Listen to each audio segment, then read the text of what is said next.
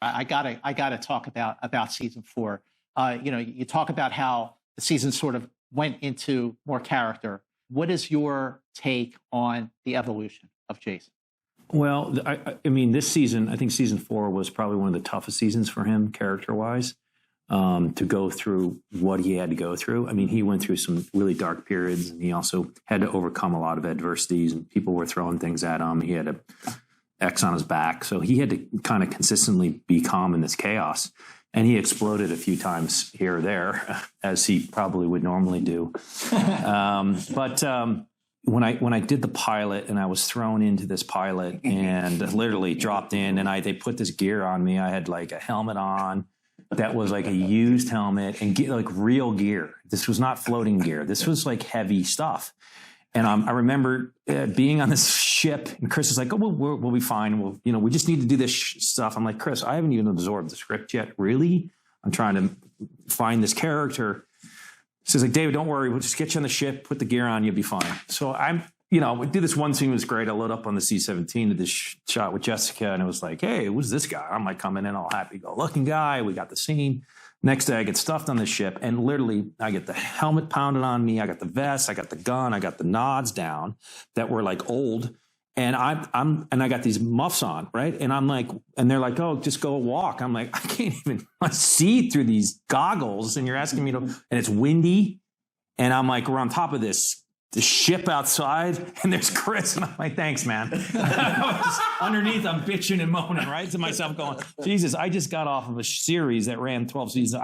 This is the last place I want to be right now." Big change for me. But I embraced it because it sucked. I embraced the suck, which is a saying that they have, and I think embracing that, it enabled me to become a better person. On top of it, finding the character.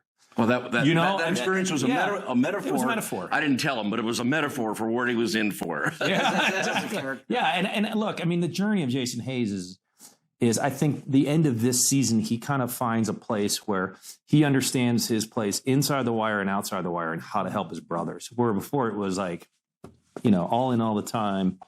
I have a definitive line here. Now I think he has an understanding of maybe how it works. And I'm not saying he does fully, because he doesn't.